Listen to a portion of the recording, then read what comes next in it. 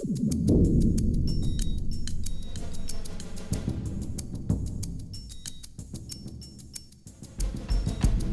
right, welcome to day whatever of I don't even know what day we're building on.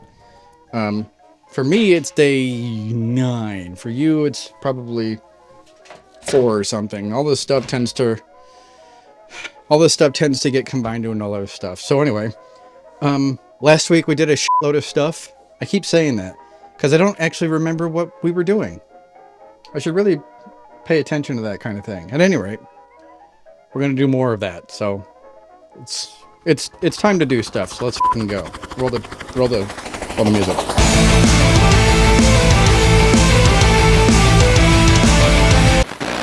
Hey everyone, I moved my merch store from that website that shall not be named that screwed my couple orders up to Fourth Wall. Check this out.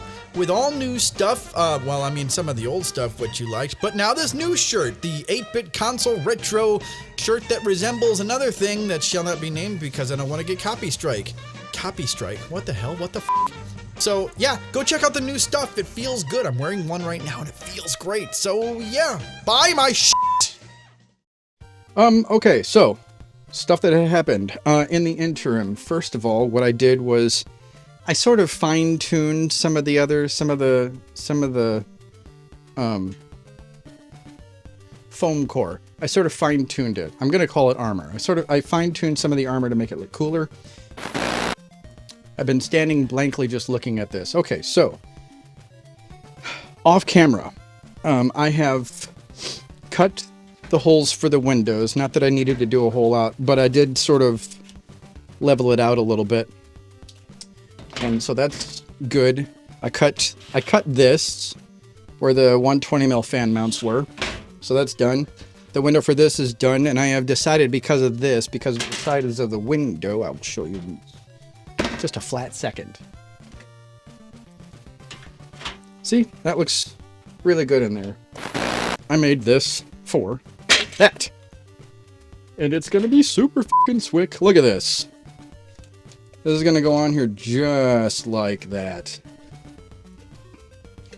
So, it is so cool. These are not the actual things. I put these in here so that when I paint it, it's not gonna get all fucked up and hard to get in there. So anyway, those are the gun emplacements, and I've decided because of this that I'm going to forgo a main gun. It's too much. If I was building a bigger thing, it would work, but this is like that.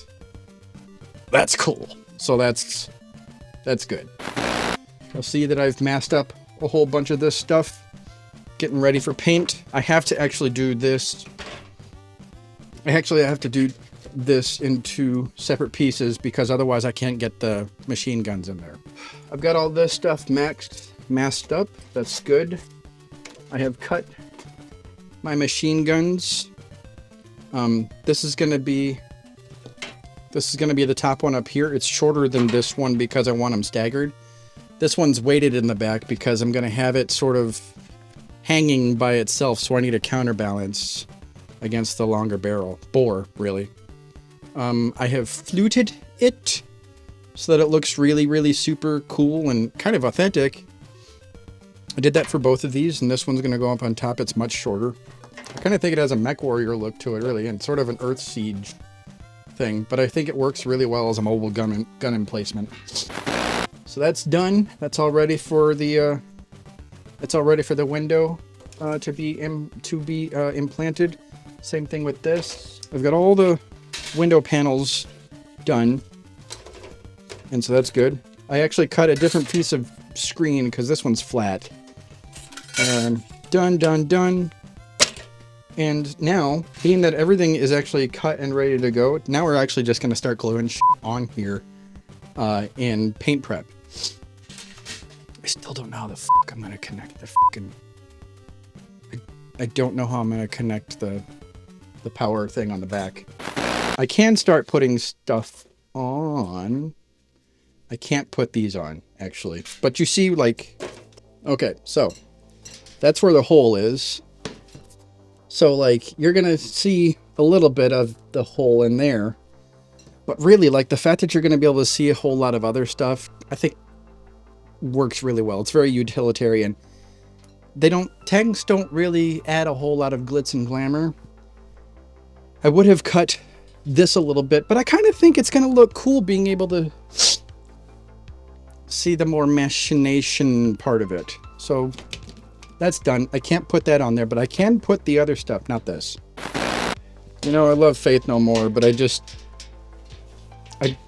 wasn't fond of the original singer. I will freely admit, though, that if they hadn't had him, Mike Patton never would have gotten there, because they're very, very similar. Mike Patton's just better. Gluing. We can start gluing shit, which is really like a relatively small amount of stuff, unfortunately. And mostly we've gotten so much of it done anyway. I've gotten so much of it. You haven't actually been here. So the good thing about this is I don't have to be sparing with this, but I also don't have to like with it either, because it's all going to get covered up with paint and rhino liner. It's going to make it one solid object. So let's do it.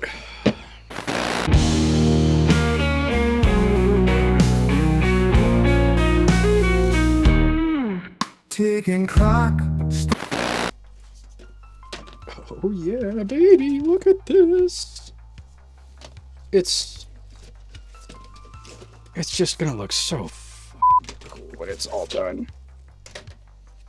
It's like you got that now. You got this on top of it. You've got the periscope right here. Which, oh god. So much happened with this. So one of the, no, I'm not even going to spoil it for you. It's just going to be super cool. You'll see it in a different video. Its own video, by the way.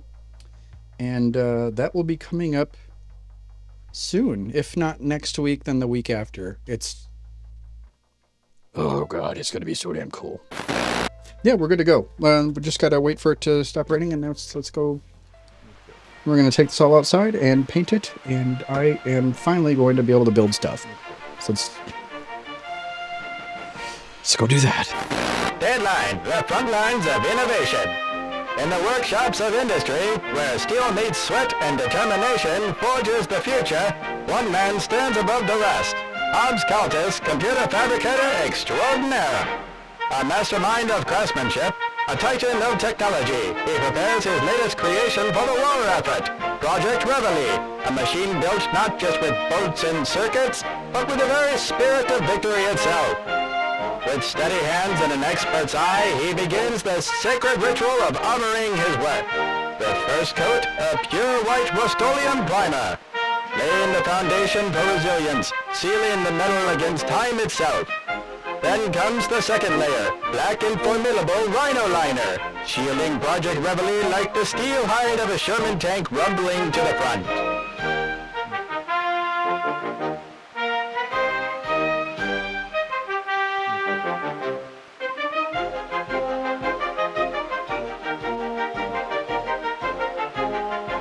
Not stopping there, Caltis takes up the hammer, hammered steel, a finish worthy of the battlefield, reflecting the grit of those who fight for freedom. But the masterpiece is far from complete.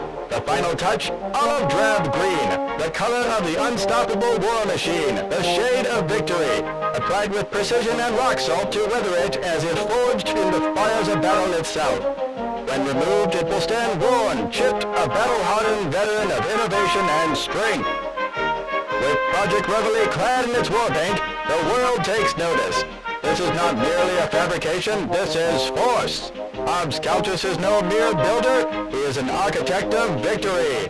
And when the dust settles, when the echoes of industry fade, one truth remains, the fight for innovation marches ever forward.